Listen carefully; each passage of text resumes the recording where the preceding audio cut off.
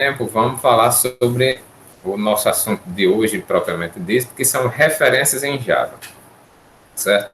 Isso aí é uma coisa que a gente já tem usado, só não tem falado formalmente sobre o que são essas referências ou algo do tipo, certo? A gente viu, para quem pagou programação estruturada, né, viu que existem variáveis que elas são armazenadas estaticamente na memória, ou seja, elas sempre ocupam o mesmo lugar na memória, né? E existem aquelas variáveis dinâmicas que a gente aloca e desaloca com a execução do programa, certo? Então, essas variáveis que a gente aloca e desaloca, principalmente em C e C++, a gente usa ponteiros. Por quê? Porque os ponteiros eles vão guardar um endereço de memória onde aquelas variáveis foram alocadas. O problema é que ponteiros são perigosos do ponto de vista de segurança, porque você está pegando o endereço realmente de memória, e isso para a segurança da informação não é muito legal, certo? É nisso aí que muitos vírus, muitos malwares, eles conseguem ter acesso a partes de memória que não deveriam, certo? Além de ser difíceis de manipular, né, causando muitas falhas, muitos erros de programação, certo? E aí, por essa razão, o Java, eles não têm ponteiros, né? Ou seja, você não tem ponteiros que você possa manipular. Obviamente, na implementação, pode ser que tenha, se a máquina virtual tivesse sido implementada em C++, por exemplo. Mas você não tem diretamente o uso de ponteiros na máquina virtual. Ao invés disso, a máquina virtual Java, o Java, ele usa o conceito de referências, certo? O que são as referências, né? Então, em Java, quando a gente fala em tipos, né, tipos variáveis que são alocadas estaticamente na memória e variáveis dinâmicas, Java é o seguinte: os tipos primitivos, ou seja, inteiro, double, boolean, né, que seria o tipo lógico, esses tipos primitivos, eles são alocados estaticamente, ou seja, se você cria uma variável inteira, ela vai permanecer no mesmo local do momento que você criou até o final da função, ou o final do programa, certo? Mas no caso do Java, só os tipos primitivos são alocados estaticamente, né? São alocados sem ser dinâmicos. Todos os outros objetos, quando você fala de classes, enums, vetores, todos eles são alocados dinamicamente, certo? E aí, ao invés da variável guardar um ponteiro de memória, ele guarda o que a gente chama de referência, que é uma espécie, digamos, um ponteiro disfarçado, certo? Ele não faz, ele não faz referência a, ao endereço, mas ele faz referência ao próprio objeto, ou seja, aonde o objeto está armazenado. Então, no Java, eu posso fazer, sem usar a notação de ponteiros, isso aqui. Vou criar uma variável, objeto, do tipo mago, né, chamado Sheng e aí eu boto, Sheng vai ser receber new mago, e aí eu boto os atributos do construtor da minha classe mago. Beleza. Num da outro determinado ponto do projeto, eu posso simplesmente dizer, Shang Tsung agora vai receber um new mago com outros atributos, certo? Então, o que é que acontece com isso aqui? Eu estou alocando dinamicamente, toda vez que eu dou um new aqui, eu aloco dinamicamente um objeto desse tipo aqui, e essa minha variável, ela só vai receber a referência a esse objeto, né? De forma gráfica, seria isso aqui. Quando eu faço esse comando, o que é que acontece? Esse new mago com essas características, ele vai criar na memória um objeto mago com os atributos de acordo com o que eu passo aqui no meu construtor, ou seja, força 9, agilidade 12, inteligência 15, mana 100. E quando eu digo que Shang Tsung recebe isso aqui, então essa minha variável, que eu chamei aqui de Shang Tsung, ele vai ter uma referência aonde esse objeto está na memória. Eu não guardo o ponteiro, eu não posso pegar e somar ou subtrair nada. eu só tenho uma referência aonde esse meu objeto está. Então, quando eu faço isso, eu tenho uma referência à memória de onde ele está. Quando eu executo esse outro comando que eu dou um new, mago 14, 10, 15, 80, eu crio um outro objeto mago, força 14, agilidade 10, inteligência 15, mano 80, e digo, olha, a minha variável Shang Tsung, ela não está mais referenciando ou apontando para essa primeira que eu criei. Agora ela está apontando para essa outra aqui. Então, ela é parecida com a questão dos ponteiros, né, de memória, mas ela está apontando para outro local, certo? Então, essas referências aqui da memória, elas são dinâmicas. Então, se você criar um inteiro, não. Se você criar um inteiro, você vai ter um espaço aqui para um inteiro, e toda vez que eu alterar o inteiro, ele vai ter o mesmo espaço de memória. No caso dos objetos, não. Toda vez que eu criar um novo objeto, ele vai criar um novo elemento na memória. E a variável, ela só vai ter a referência àquele objeto que eu criei na memória. Então, isso aí é totalmente dinâmico. Eu vou e crio outro, e crio outro, e crio outro, e a cada vez que eu crio, ele vai criar um novo objeto, e esse novo objeto ele vai ser referenciado, né? A gente troca um pouquinho lá na nomenclatura, ao invés de ser apontado, como a gente teria em ponteiro, ele vai ser referenciado pela variável. Então, as variáveis que guardam objetos, enums e vetores e outros tipos que não sejam os tipos primitivos, eles não armazenam a variável em si. A variável, ela é criada, o objeto é criado dinamicamente na memória. As variáveis, elas armazenam apenas a referência àquele objeto, certo? Então, toda vez que eu aloco crio um novo objeto e atribuo uma variável, o objeto ele é criado na memória e a minha variável vai guardar só a referência àquele objeto, certo? Então, é importantíssimo que vocês entendam esse conceito de referência. Então, toda vez que eu dou um new, ele vai criar um objeto na memória. E a variável vai guardar apenas a referência a ele. E se eu não tiver referência a ninguém? Aí você bota null. Quando você bota null, você está dizendo, olha, não estou referenciando ninguém. Quando você atribui isso a qualquer variável, você vai ter uma referência à memória. Certo? Então, isso aí é importantíssimo, é um conceito importantíssimo do Java. Certo? Aí, o que é que acontece com esse outro objeto que eu criei aqui, né? Que ficou de bobeira aqui sem a minha variável está referenciando ele. Aí é onde entra a chamada coleta de lixo, certo? Em linguagem como C e C++, a gente tem que desalocar os objetos, certo? No caso do Java, a gente já tinha falado que o Java ele tem um coletor automático de lixo, né? O Garbage Collector. O que é que esse coletor de lixo faz?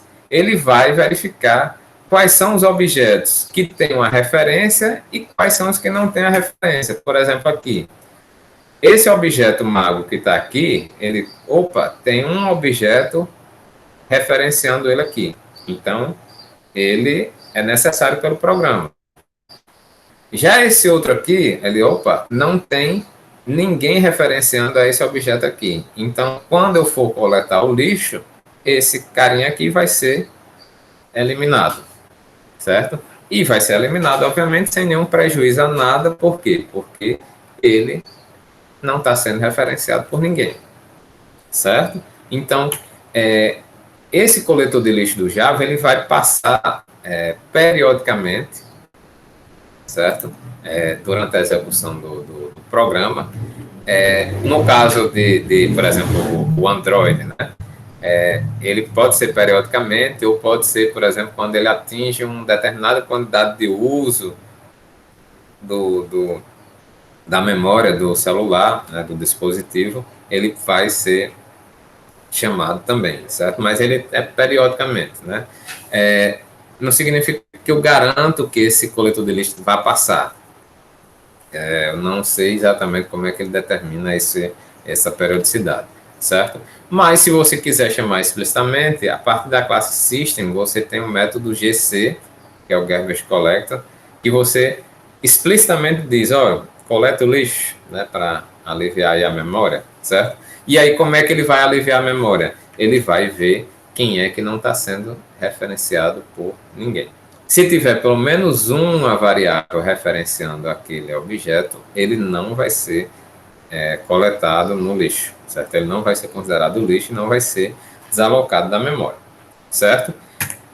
E essa questão da referência é uma coisa interessante, por quê? Porque você pode ter, como isso aqui, a gente tem as variáveis como sendo uma referência e o objeto como sendo alguma coisa criada na memória, a gente pode ter várias variáveis, mais de uma variável, referenciando o mesmo objeto, certo? Então, por exemplo, aqui, ó, cria aqui, Mago Gandalf the Grey, vai ser um novo mago. Tá aqui, criei esse objeto mago. Aí, quando eu faço assim, ó, Mago Gandalf the White vai receber Gandalf the Grey. O que é que acontece? Eu estou criando uma cópia desse aqui e colocando nessa segunda variável? Não, não estou criando uma cópia. Eu estou dizendo que essa variável Gandalf the White, ela vai referenciar o mesmo objeto que está sendo referenciado por Gandalf the Grey, certo? Inclusive, se eu chamar algum método, por exemplo, conjura magia, certo? E esse método conjura magia, ele vai alterar algum atributo desse objeto aqui, como por exemplo mana, ele vai alterar do objeto. E as duas variáveis que estão referenciando a ele mesmo vão ser, digamos, afetadas, porque na verdade as duas variáveis são referências ao mesmo objeto, certo? Então, por exemplo, aqui, criei com esse comando, Gandalf the Grey vai ser um meu mago, com essas características aqui, esses atributos. Beleza, então crio isso aqui na memória, um objeto do tipo mago, e essa minha variável está referenciando esse meu objeto. Quando eu faço esse outro aqui, Gandalf the White receber Gandalf the Grey, o que é que eu faço? Eu criei uma outra variável e digo, olha, ele vai receber a mesma coisa que tem aqui. E o que é que essa outra variável tem? Uma referência a esse objeto mago aqui. Então, Gandalf the White vai receber uma referência a esse objeto aqui. Então, na verdade, você tem apenas um objeto e você tem duas variáveis referenciando aquele mesmo objeto. Então, tanto faz se eu usar essa primeira como essa segunda aqui para fazer qualquer operação sobre esse objeto, certo? Nesse caso aqui, digamos, vou chamar esse método conjura magia, que digamos ele vai diminuir o mana, essa propriedade aqui mana. Tanto faz eu chamar com Gandalf the Grey como Gandalf the White. Por quê? Porque essas duas variáveis estão referenciando o mesmo objeto, certo? Se elas estão referenciando o mesmo objeto, qualquer um dos dois chamando, ele vai alterar o objeto. Quando eu der um system out, no caso aqui eu fiz com Gandalf the White, se eu der um system out com Gandalf the Grey, ele vai mostrar esse mesmo objeto com a propriedade diferente, certo? Então, eu tenho várias variáveis, só que cada variável ela está guardando a referência para o mesmo objeto. Então, qualquer coisa que eu fizer com qualquer variável dessas aí, eu estou fazendo, na verdade, para o mesmo objeto. A diferença disso para o C++ para ponteiros é que você não tem um endereço explicitamente, você tem uma referência, né? Mas, no final das contas, ele funciona praticamente como se fosse um ponteiro, certo? Então, quando eu faço uma atribuição como essa daqui, na verdade, eu estou atribuindo a uma variável a mesma referência a esse objeto. Ah, e se eu quiser criar um outro objeto semelhante? Aí, como eu disse na outra aula, existe um método chamado clone, né? Que é dado já de object.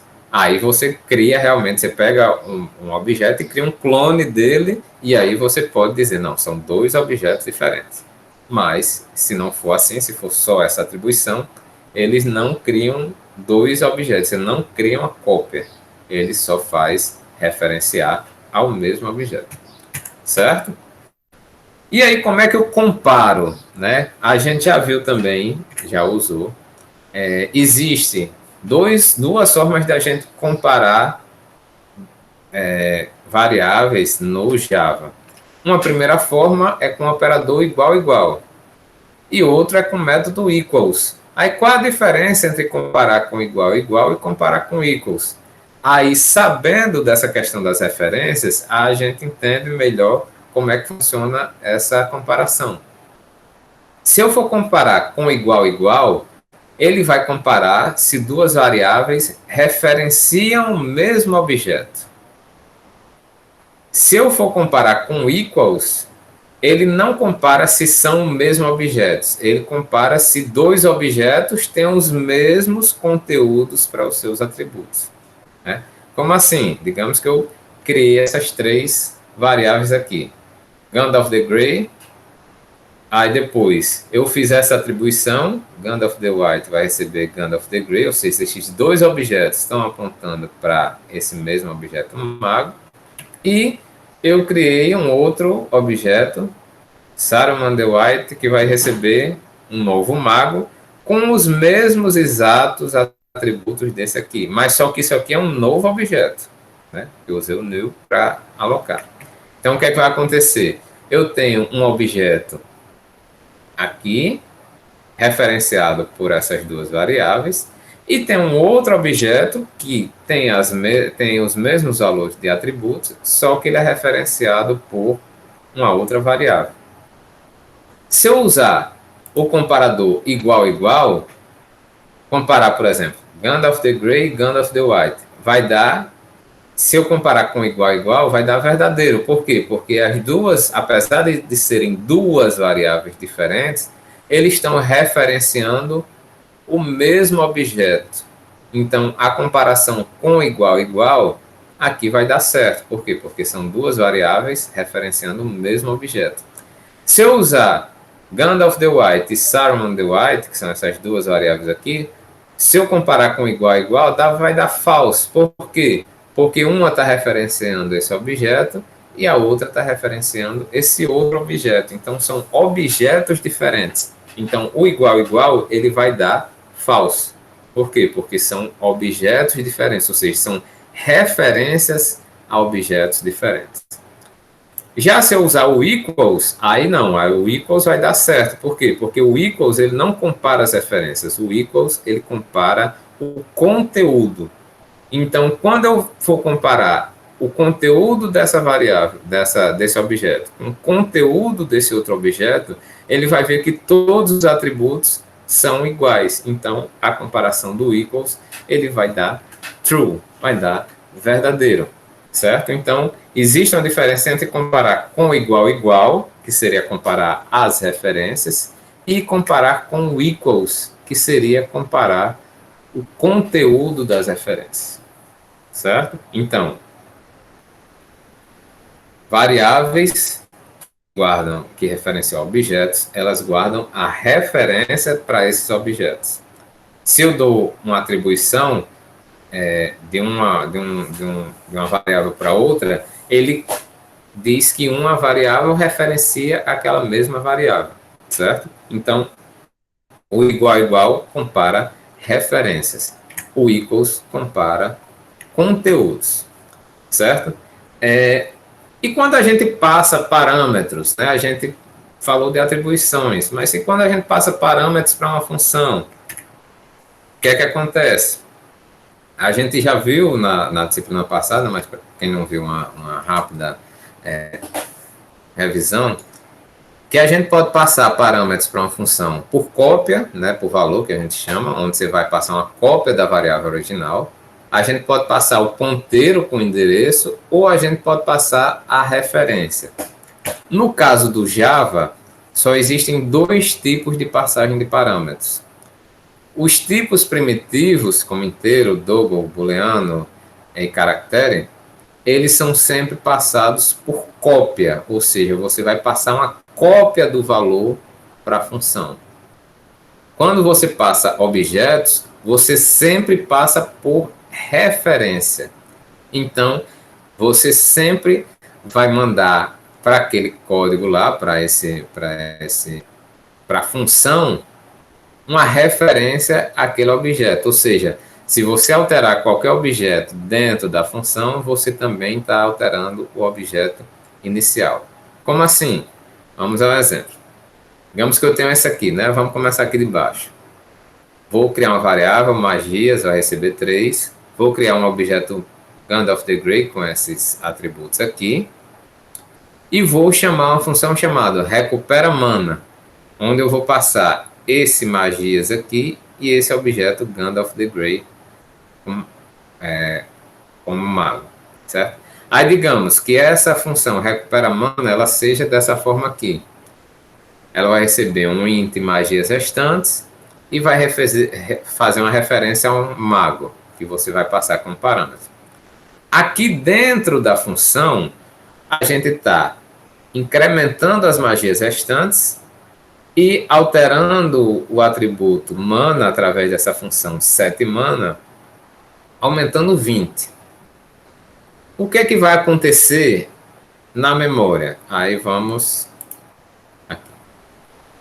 Criei magias 3, então criei uma variável magias. Como ele é um inteiro, ele é estático, ou seja, ele não vai ser alocado dinamicamente. Ele está aqui, vai ocupar esse espaço de memória.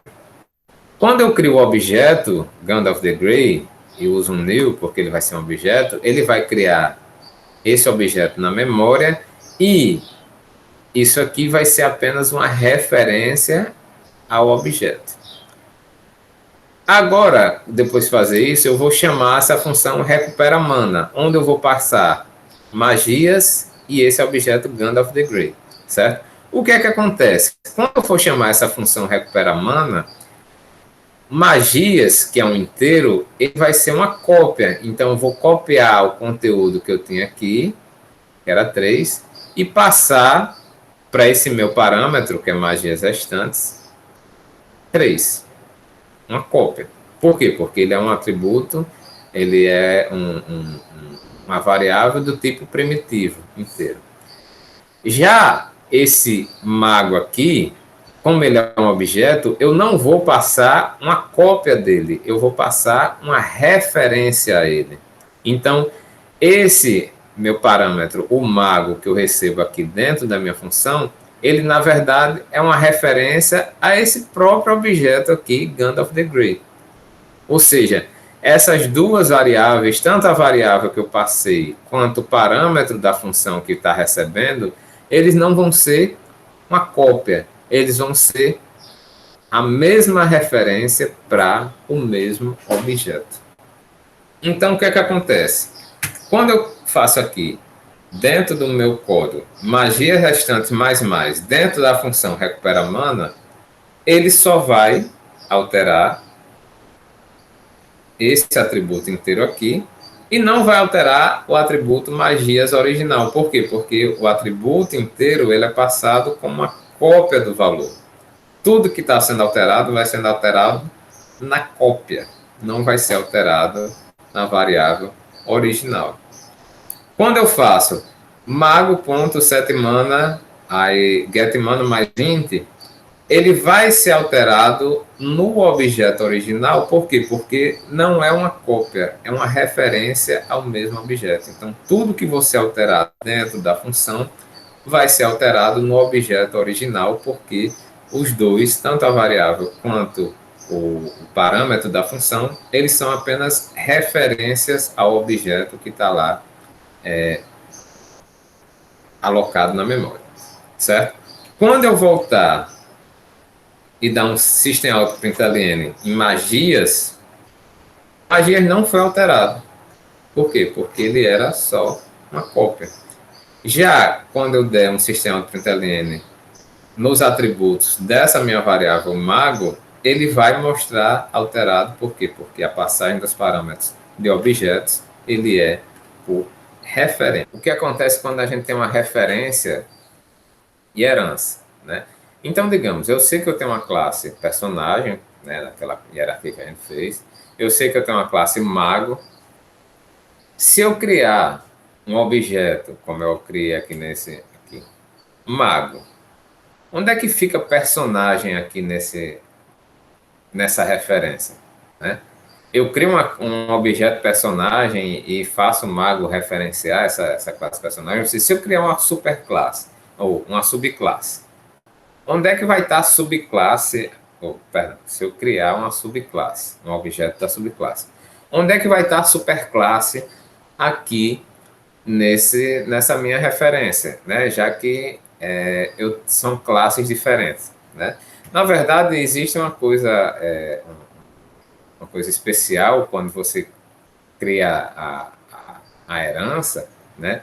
É que quando você faz a herança, todos os atributos e todas as operações que você criou na superclasse, elas são herdadas pela subclasse. Então, o que é que acontece? Você criou um objeto da subclasse, então todos os atributos que estavam descritos lá na superclasse, eles vão ser herdados, ou seja, eles vão estar dentro dessa mesma referência do, do seu objeto da superclasse, certo? Então, por exemplo, aqui na hierarquia que a gente fez, se eu tenho que personagem, ele tem força, agilidade, inteligência, se eu tenho que a classe object, né, já que eu não personagem não herda de ninguém, então ele herda automaticamente de object, né, no Java. A classe object tem alguns atributos, tem alguns métodos. E a própria classe mago, ela tem os seus próprios atributos específicos. O que é que acontece? Acontece o seguinte, dentro da referência ao seu novo objeto mago, vai estar tudo lá empacotado. Ou seja, eu vou ter os atributos da classe mago, aí depois eu vou ter os atributos da classe personagem, eu vou ter os atributos da classe object, todas as outras classes da minha hierarquia, os atributos, eles são armazenados naquela referência, naquele espaço de memória onde eu criei esse meu objeto. Então, o herdar, aí no caso, ele faz o quê? Ele pega todos os atributos da minha hierarquia da superclasse e carrego e trago para esse meu objeto da subclasse, certo? Além disso, todas as implementações de métodos que tem em todas as superclasses, elas vão ter lá também seu espaço, né? Dentro das instâncias e vão estar lá disponíveis para serem usados por esse objeto mago, né? Por esse objeto da subclasse, certo? Então, quando existe uma herança, não significa que a gente cria um objeto da superclasse, não. Ao invés disso, a subclasse, né, o objeto da subclasse, ela herda e ela fica com todos esses atributos, certo? Então, não existe referências à superclasse na herança, certo? O que existe é que a subclasse ela herda todos esses atributos e todas essas operações e fica como se fosse dela, né? Então, toda instância da subclasse, das subclasses, elas vão ter seus próprios atributos específicos e mais todos os atributos e mais todas as referências a operações dela e das superclasses dentro da mesma referência, certo? Então, a gente não tem referências diferentes só porque existe uma herança. Não, a gente só tem a referência para a classe a qual a gente está instanciando, é o objeto da classe ao qual a gente está instanciando, object, certo? Existe também uma coisa interessante que é o operador instance of. O que é que o instance of ele faz? Ele é um operador que ele funciona para herança, né? E ele pode testar se uma classe é subclasse de outra, né? Então, por exemplo, aqui, se Bilbo Baggins instance of mago, então conjura feitiço. certo? O que é que eu estou dizendo aqui? Se o objeto Bilbo Baggins for uma instância da classe mago, ou seja, ele é um objeto da classe mago, então eu posso fazer alguma coisa aqui, certo? Aí eu coloquei só para vocês verem o método equals, né? O método equals, ele testa se dois objetos são iguais, certo? Aí eu posso comparar um personagem com outro objeto, certo? No caso aqui eu fiz o quê? Coloquei aqui o método equals e vou testar. Se esse outro personagem não for instância da classe personagem, eu retorno falso. Se for, eu olho se o nível é igual, se a força é igual, se a inteligência é igual, e se for igual, tudo eu retorno verdadeiro.